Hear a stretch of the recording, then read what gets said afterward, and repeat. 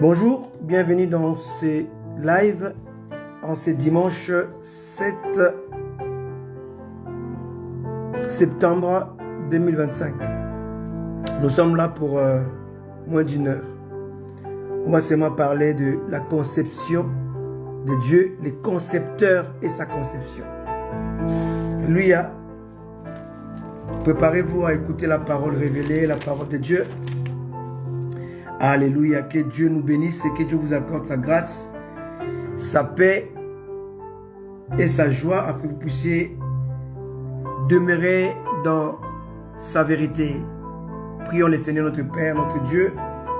Nous te prions pour ce live. Nous te prions, Seigneur, de nous aider à comprendre, à saisir ce live afin que nous puissions avancer, grandir, prospérer dans la plénitude de ta présence, dans la sainteté, dans la joie, dans la victoire. Oui, Père, nous te prions ainsi, au nom précieux de Jésus-Christ de Nazareth, notre Seigneur et Sauveur. Amen. Amen. Aujourd'hui, on va voir ce qu'on appelle les concepteurs et sa conception. Il est vrai que le live de dimanche dernier n'était pas fini. J'avais donné que l'introduction. Et Dieu voulant, nous allons poursuivre et parachever cela. Mais je dois obéir au Seigneur et parler de ce qu'il a mis dans mon cœur.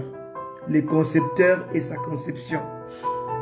Et dans les sous-thèmes, nous avons les créateurs et la créature et sa créature, les créateurs et sa création, les constructeurs et sa construction, les penseurs et sa pensée, les prédicateurs et sa prédication, les potiers et l'argile, l'amour et l'amoureux, la mère et son bébé, les propriétaires et sa propriété, l'auteur et son ouvrage. Alléluia. Et tout ça c'est englobé dans le concepteur et sa conception. Alléluia. Gloire au Seigneur. Que Dieu nous aide à pouvoir comprendre cette parole. Que Dieu aiguise nos esprits, que nous puissions vraiment la saisir. Il faut comprendre que dans la conception du concepteur, il y a des choses qui n'existent pas. Des choses qui arrivent par saturation, qui arrivent par usure. Des choses qui arrivent par accident. Au commencement, Dieu créa les cieux et la terre. Cependant, il y avait des choses que Dieu n'a pas créées. Des choses qui ont existé à cause du chaos, à cause de la désobéissance. Si nous lisons la parole de Dieu dans Genèse chapitre 1, verset 1, au commencement, Dieu créa le ciel et la terre. Et tout ce qui s'y trouve sont issus de ces deux créations. Le ciel, pas le ciel, le ciel et la terre. Dans la terre, le chaos a amené autre chose. Dans le ciel, le chaos a amené autre chose. Alléluia. Verset 2. La terre était informe et vide. Dieu n'a pas créé la terre informe et vide. La terre informe et vide, c'est le chaos, c'est le tohu-bohu. Alléluia. Il y avait les ténèbres à la surface de l'abîme. Les ténèbres non plus ne fait pas partie de ce que Dieu avait prévu. Les ténèbres est issu du chaos. Et l'Esprit de Dieu se mouvait au-dessus des eaux polluées. Et Dieu dit que la lumière soit et la lumière fut. Ici, ce n'est pas l'ordre de création. C'est l'ordre de réparation. Dieu n'a pas créé la lumière. La lumière, c'est Dieu. Dieu a ordonné à la lumière de réapparaître parce que la lumière a été éteinte à cause du tohu-bohu du verset 2. Entre les versets 1 et le verset 2, il y avait le chaos, il y avait la rébellion luciférienne, il y avait la rébellion. Alléluia. Lucifer est devenu Satan. Alléluia. Il a été chassé du ciel. Vous me comprenez? Et cela a provoqué les tohu-bohu. Dieu vit que la lumière était bonne. Et Dieu sépara la lumière d'avec le ténèbre. Vous savez, un jour, il y avait un élève qui était surdoué dans une classe en Allemagne. Le professeur a dit quelque chose qui n'était pas vrai, juste. Il a dit que le froid peut causer des dégâts. Et cet élève-là qui était surdoué a dit le froid n'existait pas. C'était un professeur de physique. Il dit comment ça le froid n'existait pas. Il a dit le froid c'est l'absence de chaleur. De la chaleur. Alléluia. Et cet élève s'appelait Einstein. Alléluia. Il a aussi dit le ténèbre n'existe pas. Le ténèbre c'est l'absence de la lumière. Alléluia. Il y a des choses qui sont là, qui arrivent parce qu'il y a un dégât, parce qu'il y a un accident, parce qu'il y a l'absence de quelque chose, parce qu'il y a l'absence du véritable, de l'authenticité. Alléluia. Alléluia. Dieu appela la lumière jour, il appela les ténèbres nuit. Ainsi il y eut un soir et il y eut un matin. Ce fut le premier jour. Ici on voit que Dieu n'a pas créé la lumière. Dieu a ordonné à la lumière de s'allumer parce qu'elle était éteinte. Ici on est dans un paramètre qu'on appelle le concepteur et sa conception. Vous savez, un jour, une personne venait d'acheter une voiture. Vous savez que en Occident, tout véhicule neuf ou toute voiture neuve ne peut passer chez le mécanicien, chez les réparateurs, chez le concessionnaire que lorsque il a fait ses preuves. Et ses preuves, c'est minimum 3 à 4 ans. Et les concepteurs, dans sa conception, a prévu que pendant 3 à 4 ans, sauf accident, la voiture dans sa conception ne peut pas avoir d'usure, ne peut pas avoir de dégâts matériels, en dehors de l'accident bien entendu. Donc, il te garantit, en achetant son véhicule, les concepteurs te garantissent l'efficacité, la solidité de sa conception. Alléluia. Et cette personne-là avait acheté une voiture. Et au bout d'un an, le concessionnaire lui a écrit, dit il faut rapporter votre véhicule pour entretien. Et là, pour apporter le véhicule, juste pour entretien de routine, hein, pour voir ce qui s'est passé, comment a réagi le moteur, comment a réagi les pièces de la voiture. Et à sa grande surprise, on lui a envoyé la vidéo du véhicule, de comment on travaillait les véhicules, la vidéo du châssis, la vidéo du bas de la voiture, la vidéo du roue de la voiture, la vidéo de l'intérieur de la voiture, la vidéo de comment se comporte chaque pièce de la voiture. Et il n'y a pas un endroit, un seul endroit que le concepteur avait oublié. Et lorsqu'elle m'a montré, ou cette personne m'a montré cette vidéo, j'ai compris que le concepteur a le secret de sa conception. Le créateur a le secret de sa création. Le créateur a le secret de sa créature. Le constructeur a le secret de sa construction. Le penseur a la maîtrise de sa pensée. Alléluia. Le potier sait faire avec le même masse un outil, un objet, une œuvre vile ou une œuvre utile. Alléluia. La mère connaît son bébé parce que son bébé était en elle. Elle a grandi en elle. Il a grandi en elle, pardon. Le propriétaire connaît sa propriété. L'auteur connaît son ouvrage. Ici, on parle du concepteur, sa conception. Comment le concepteur maîtrise sa conception? De la même manière, le concepteur de l'homme, c'est Dieu.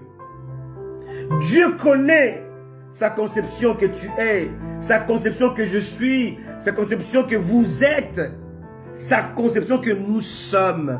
Quelqu'un a dit, si quelqu'un cherche Dieu en dehors de Jésus, il a choisi un chemin qui sera une impasse. On ne peut pas chercher Dieu en excluant Jésus. On ne peut pas chercher la vérité en excluant Jésus. On ne peut pas être dans un chemin, suivre un chemin en excluant Jésus. On ne peut pas avoir la vie en excluant Jésus. Car Jésus est le chemin qui mène à la vérité. Et la vérité, lorsqu'elle est empruntée, elle produit la vie. La vie n'est que la conséquence d'un chemin qu'on a suivi. Alléluia. Alléluia. Il est le chemin, la vérité et la vie. La vie, c'est la finalité. C'est la conséquence du chemin qu'on a emprunté. De la vérité qu'on a suivie. Bouddha est venu dire, je connais le chemin de la tranquillité, le chemin de la paix, le chemin de la maîtrise de soi. Mohamed est venu dire, je connais le chemin que je vais vous montrer. Il y avait Confucius, ses penseurs. Il a dit aussi, je vais vous conduire vers le chemin. Mais Jésus a dit, je suis le chemin. Mais le chemin, il faut que tu l'empruntes. Tu vas découvrir la vérité. Et la vérité produit la vie. Je suis le chemin, la vérité et la vie. Et quelque part, il a dit encore, sans moi, vous ne pourrez rien faire. Tout ce que tu fais, tout ce que tu empruntes, tout ce que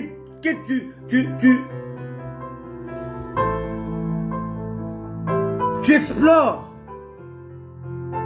sans le chemin, tu vas vers l'impasse. L'homme naquit et doit suivre le chemin de ses parents. Dans tout ce que nous faisons, nous suivons un chemin. Le chemin, c'est quelque chose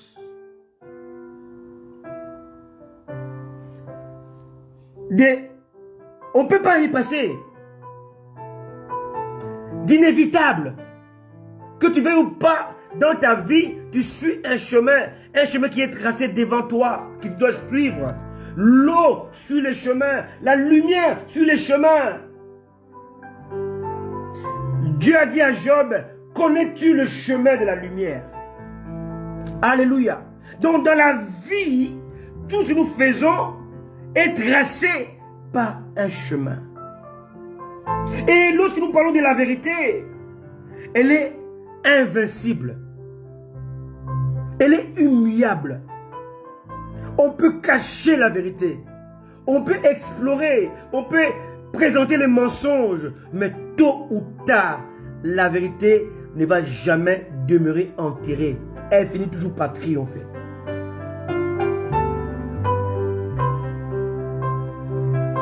Alléluia. Alléluia. Aucun homme sur la terre ne veut mourir. Mais Jésus est la vie. Alléluia. Jésus est la vie. Et celui qui croit en moi ne mourra pas. Même s'il meurt.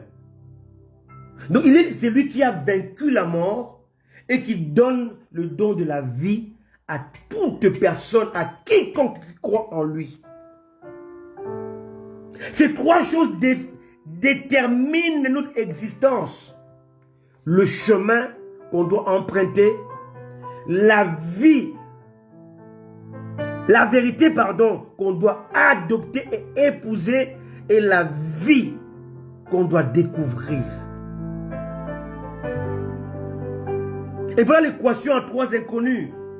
Partout où tu peux aller, tu vas suivre un chemin qui est tracé. Et si ce n'est pas Jésus, tu vas dans un mauvais chemin. Dans le chemin de la perdition. Partout où tu iras, tu vas emprunter un chemin.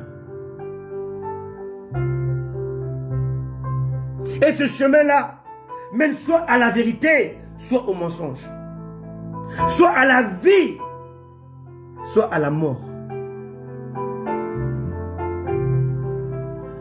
Et la finalité, c'est où c'est la vie, ou c'est la mort. Tu dois suivre un chemin. Tu dois découvrir, rencontrer la vérité qui va te produire la vie. Les créateurs et sa créature. Les constructeurs et sa construction. Les constructeurs et sa voiture. Aujourd'hui, dans ta vie, dans ton existence, il y a des choses qui te dépassent. Il y a des choses qui te bloquent. Il y a des choses qui te dépassent au point où tu es fatigué, au point où tu es découragé, au point où tu es affaibli, au point où tu es dans une impasse. Mais toi, tu es une créature. Que tes yeux soient fixés sur ton créateur. Personne ne connaît Renault que Renault. Personne ne connaît Peugeot que Peugeot. Personne ne connaît Élu que son Dieu. Alléluia. Alléluia. Ta vie qui te fatigue, ta vie qui te dépasse, ta vie qui t'empoisonne, ta vie qui t'amène dans une impasse, ramène-la entre les mains du potier, de son concepteur. Parce que toi, tu as une conception. Tu as été conçu pour un but. Mais la vie dans laquelle tu es est une autre vie. Tu survis. Tu ne vis pas. Parce que la vie dans laquelle tu dois être s'appelle Jésus. Alléluia. Alléluia. Alléluia. Tes échecs ne sont pas forcément des erreurs. Il y a des échecs qui t'arrivent dans ta vie juste pour préparer le chemin à la grandeur. Le chèque que je l'ai écrit avant-hier n'est pas synonyme de la défaite. Non. L'échec, certains échecs sont des synonymes de la préparation. Tous qui ont marqué ce monde ont commencé par les échecs. Je dis bien tous, et dans le monde chrétien. Moïse a commencé par un échec. Il a tué un Égyptien en pensant qu'il va libérer son peuple. Il était obligé de fuir. Échec. Alléluia. Il est parti voir Pharaon. Pharaon a multiplié les travaux forcés. L'échec. Mais l'échec, ce n'est pas la finalité. Et la fin de cette chose que Moïse est sorti vainqueur. Mais il a commencé par un échec. Joseph a fait le rêve. Et dans le rêve, ses frères devaient être soumis à lui. Mais dans la réalité, il a commencé par un échec. Ses frères qui étaient dans son rêve soumis à lui l'ont capturé. L'ont jeté dans un trou sans eau. Alléluia. Dans un puits sans eau. Il a commencé sa vie, sa vision a débuté par un échec. Mais cet échec-là, c'était un entraînement. C'était une formation. J'ai toujours dit que la prophétie commence par son contraire. Alléluia. Alléluia. Alléluia. Alléluia. Bien-aimé, que les échecs ne t'arrêtent pas. Car les échecs qui se présente en toi, c'est une formation pour t'aider à gérer le meilleur que Dieu a préparé pour toi. Samson a vu les lions, mais les lions transportaient la promesse. Alléluia. Alléluia. Alléluia. La promesse est faite des milliers d'années avant lui, à Moïse. Le pays où coule le lait et le miel. Dans le ventre du lion était caché le miel. Le miel de la promesse se trouve dans le ventre du lion du problème. Quelqu'un me comprend? Donc les échecs ne sont pas là pour te déstabiliser, mais pour te former. Ce n'est pas l'opposé de la victoire, mais c'est le chemin qui y amène. Alléluia. Pendant l'échec, pendant la contre-performance, pendant la tribulation, pendant le moment de pleurs, sache que quelque chose qui est caché là-bas, qui est caché à l'intérieur, il y a du miel de la promesse, qui est caché dans les problèmes qui se présentent à toi, quand le miel de la promesse était caché dans les vents de lion du problème. Dieu veut t'apprendre à combattre, à gagner, à vaincre, à triompher. Et on ne peut pas triompher sans combat. On ne peut pas vaincre sans combattre, sans adversaire. Alléluia. Dieu savait que Lucifer allait devenir Satan. Il le savait. Il est omniscient. Mais pourquoi il a laissé devenir Satan? Pourquoi il n'a pas tué le même jour pour qu'il y ait de paix, la paix sur la terre? Mais quand Satan est devenu Satan, il n'y avait pas d'homme sur la terre. Pourquoi Dieu a permis cela? Dieu a permis cela pour apprendre à l'homme à faire le choix. Alléluia. Alléluia. Pour apprendre à l'homme à se soumettre à lui. Pour apprendre à l'homme à lui obéir. Pour apprendre à l'homme à se valoriser. Pour apprendre à l'homme le meilleur chemin. Le chemin royal. Bien aimé, s'il n'avait pas Satan sur la terre, Dieu n'avait pas le choix, n'avait pas la possibilité de montrer sa puissance. Alléluia. La présence de Satan mène Dieu à démontrer qu'il est tout puissant. Je dis bien Lucifer, l'ange aimé, astre brillant, l'ange extraordinaire, a péché avant la création de l'homme. Donc Dieu avait toute l'occasion, avait toute la possibilité de le capturer et de le jeter dans le temps de feu, comme il le fera à la fin des temps. Mais pourquoi Dieu a laissé Satan s'installer dans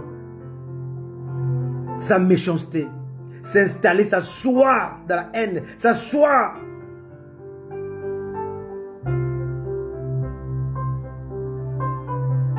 dans sa jalousie? Parce que Dieu savait que dans le ministère de Satan, dans ses pensées, dans son machiavélisme, dans sa haine, il va aider les créatures de Dieu à plaire à Dieu, à se soumettre à Dieu, à obéir à Dieu, à suivre Dieu. Parce qu'en réalité, le chemin de la vie est parsemé, est rempli d'obstacles. Et ces obstacles-là, il fallait que quelqu'un puisse être l'auteur. Et c'était Satan. Alléluia. Alléluia, mes amis. Alléluia. Jusqu'au commencement de ces messages, au balbutiement de ces messages, le Créateur et sa créature, le Créateur et sa création, le constructeur et sa construction, le penseur et sa pensée, le prédicateur et sa prédication, le potier et l'argile, la mère et le bébé, la poule et l'œuf, L'auteur de son ouvrage.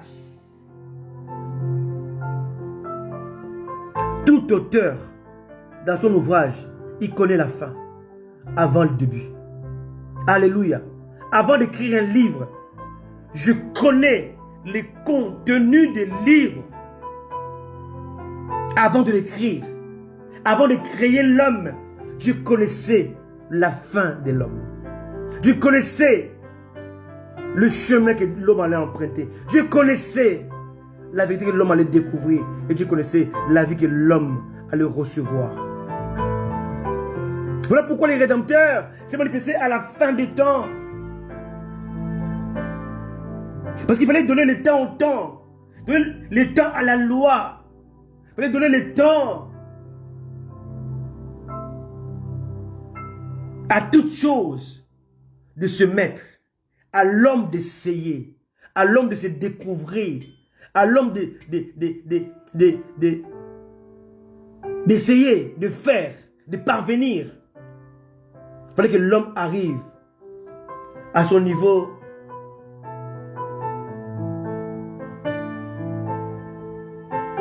d'obstacle, à son niveau de l'impasse. Pour que l'homme dise, Seigneur, je ne peux pas, j'ai besoin de toi. Alléluia. Dieu laisse l'homme à ses limites. Une fois dans ses limites, l'homme se tourne vers son Créateur. Et Dieu apporte la solution pour que Dieu soit Dieu en toutes choses. Dieu ne fait pas d'erreur. Il ne commet pas d'erreur. Il n'échoue jamais. Parce qu'il connaît la fin avant le commencement de la chose. Ta vie est une conception de Dieu. Parce que tu es la créature de Dieu. Tu es la conception de Dieu. Il est le concepteur. Lorsque tu es fatigué, tu es assailli, tu es limité, tu es fatigué, tourne-toi vers ton concepteur. Car lui, il connaît sa conception. Il connaît tes limites. Il connaît où tu peux t'arrêter. Il connaît ton impasse. Alléluia. L'homme est une créature de Dieu. L'homme est la création de Dieu. Les concepteurs et sa conception. Bien aimé, vous savez, il y a quelques années, je travaillais à Renault dans les secteurs de pièces de rechange. Et on avait des commandes tous les jours. Parce que, ça m'appelle l'usure. L'usure. Alléluia. L'usure. Bien souvent, quelqu'un qui achète la voiture neuve à Renault, une Renault neuve, va aller changer des pièces de rechange parce qu'il y a l'usure. Et Dieu connaît l'usure de ton corps. Dieu connaît là où il y a l'usure. Et Dieu est le concepteur de toi, sa conception. Il connaît l'usure. Alléluia. C'est comme la roue. Hein? La roue qui est neuve, elle est très bien. Mais au fil du temps, la voiture va rouler. La roue va avoir des lisures. Les roues vont devenir lisses. Et ça demande d'être changé, remplacé. Dieu a créé l'homme, mais Dieu a créé aussi des organes pour remplacer l'usure. Ton cœur est fatigué parce que ton cœur a l'usure. Ton cœur a reçu beaucoup de coups, beaucoup de déceptions. Et Dieu veut changer ton cœur. Parce qu'il y a de l'usure, il y a la souffrance. Seul le concepteur peut remplacer dans sa conception l'usure qui est prononcée. Viens à Jésus. Viens à Jésus. Viens à Jésus. Parce qu'il connaît l'usure. Il connaît ta fatigue. Il connaît tes limites.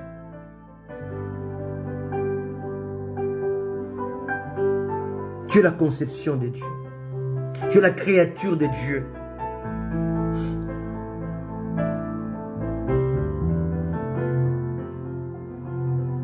Tu es la pensée de Dieu. Dieu est le penseur.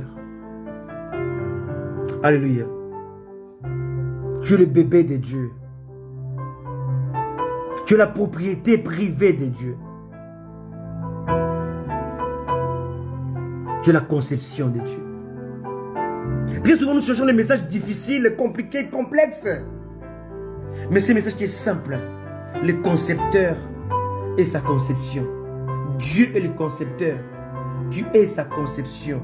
La créature est le créateur et la créature. Dieu est le créateur. Dieu est sa créature. Le créateur et sa création. Dieu est le créateur, tu es la créature. Alléluia. Alléluia. Le penseur et la pensée. Tu es la pensée formée de Dieu. Alléluia. Alléluia. Dieu connaît tes limites. Il connaît là où tu peux ne pas y aller. Il connaît là où tu vas t'arrêter. Il connaît l'impasse de ta vie. Parce qu'il connaît toutes choses. Tu as beaucoup pleuré. Tu es fatigué. Tu es abandonné.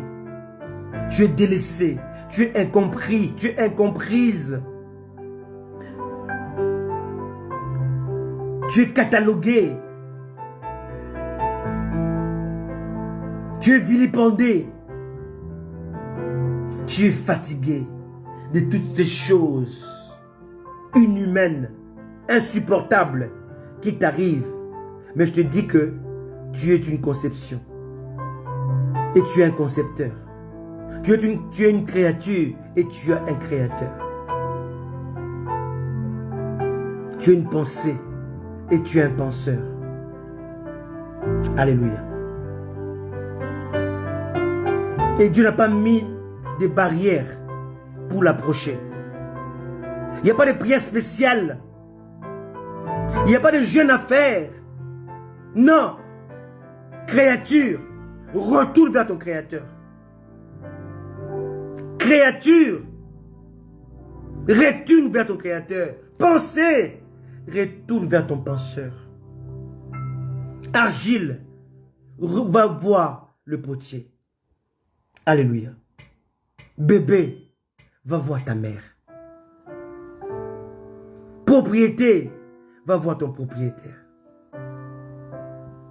Lui seul peut te garantir le salut.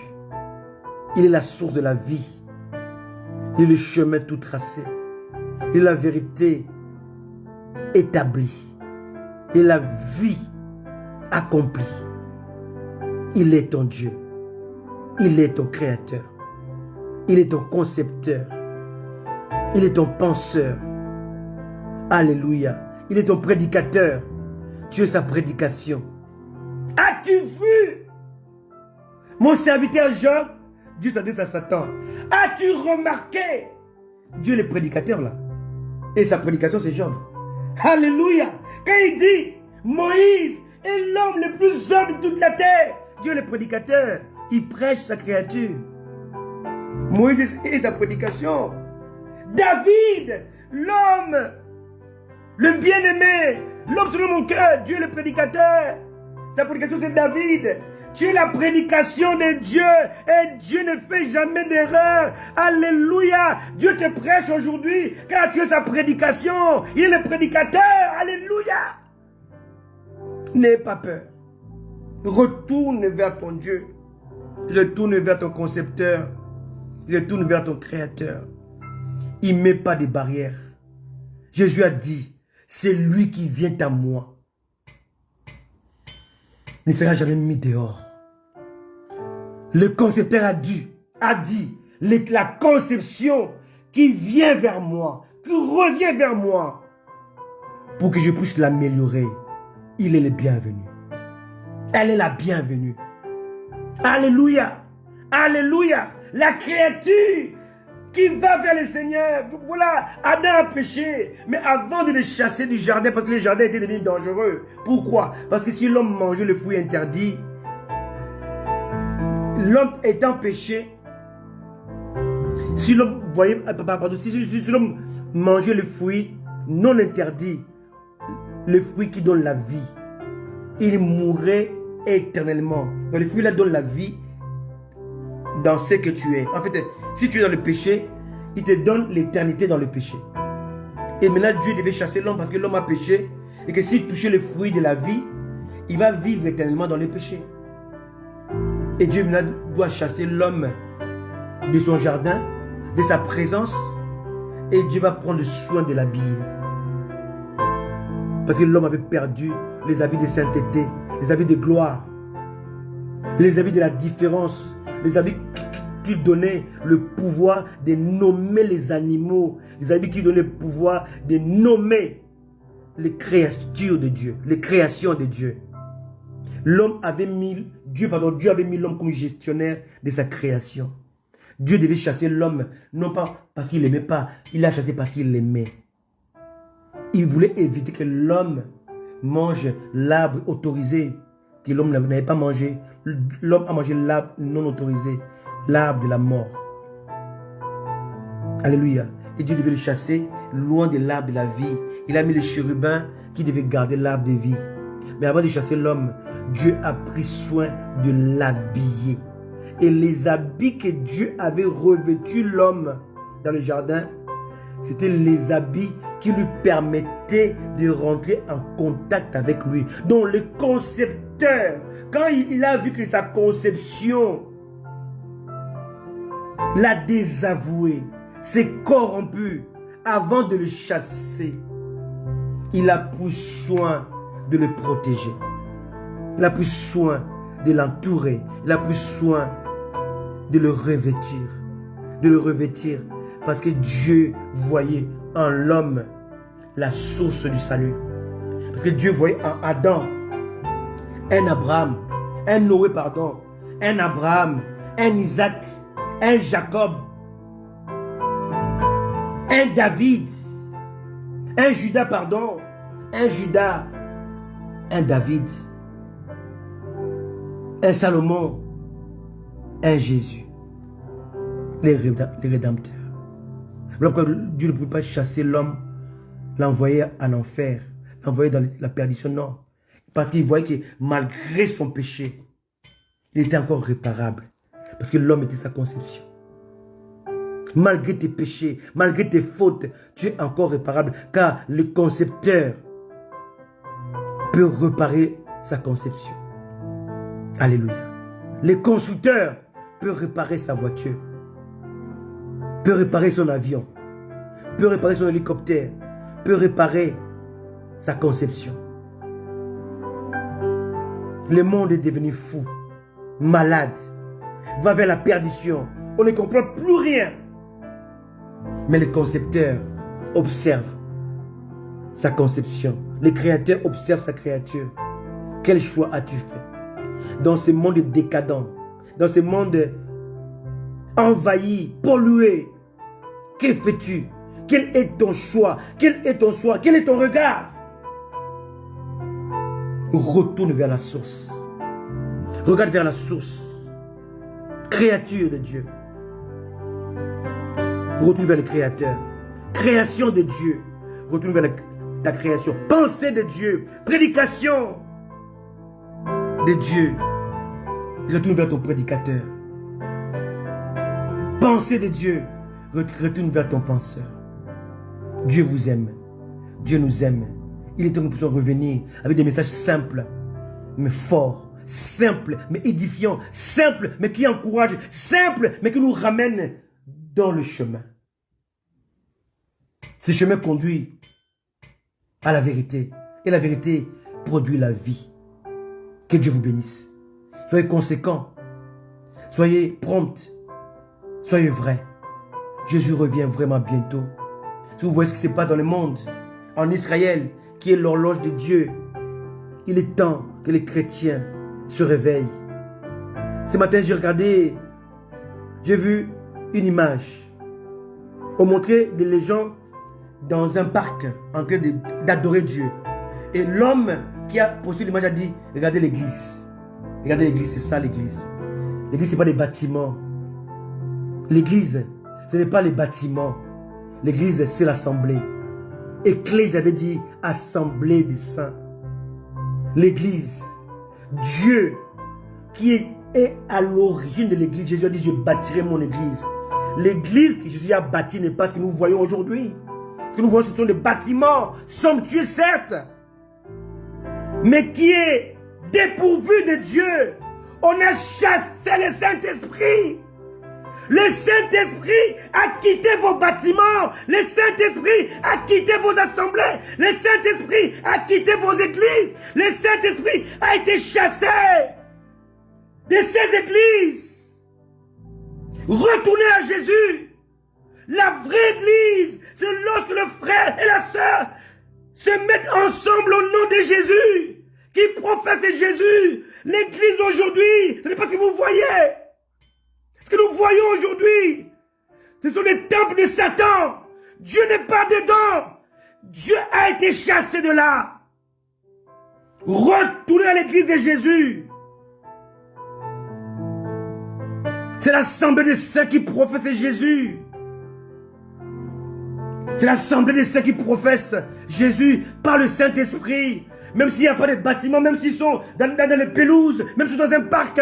Mais c'est une église de Jésus. Je bâtirai mon église. Aujourd'hui, les hommes bâtissent leurs églises. Mais Jésus a dit, je bâtirai mon église.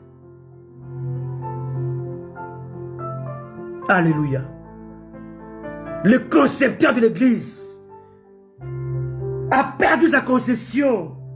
Les gens sont égarés. Ils adhèrent des églises dans laquelle ou dans lesquelles Dieu n'est pas. Dieu n'est pas. Regardez tous les scandales aujourd'hui dans les églises. Les scandales que les pasteurs sont en train de faire, cela prouve à suffisance que Dieu n'est pas avec eux. Que Dieu n'est pas dedans. Que Dieu n'est pas dans ces églises, dans ces bâtiments. Dieu est dans le cœur. Soyez conséquents, faites le choix à retourner vers votre concepteur, à retourner vers votre créateur, à retourner dans l'église de Jésus-Christ. L'église de Jésus-Christ n'est pas l'église que vous voyez aujourd'hui, n'est pas ces bâtiments que vous voyez. L'église de Jésus, il y a le pardon. L'église de Jésus, il y a la paix, il y a la joie, il y a le partage. Personne ne meurt de faim. Ils partageaient tout ensemble. Ils n'avaient pas quelqu'un qui était délaissé. Mais aujourd'hui, le pasteur prospère. Les chrétiens sont des mendiants. Le pasteur prospère. Les chrétiens sont des mendiants abandonnés à eux-mêmes. Ça n'est pas le modèle d'église que Jésus-Christ a bâti. Soyez bénis, soyez conséquents. Jésus revient chercher l'église. Pas ce que vous voyez. Pas ce que vous pensez. Mais l'église soudée par le Saint-Esprit, par l'amour, par la joie, par le partage, par la paix, par le pardon. Soyez bénis. Moi et Élu, nous serons toujours là pour vous apporter l'ainsi dit le Seigneur. Si Jésus ne revient pas aujourd'hui, on sera encore là demain. S'il ne revient pas demain, on sera encore là après-demain.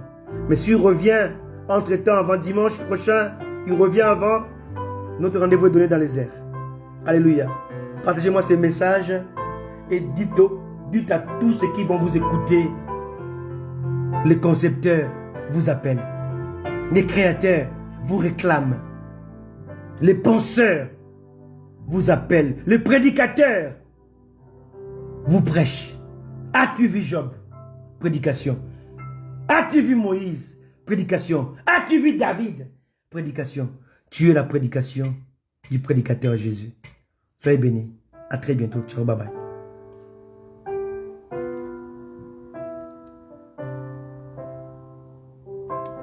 Merci.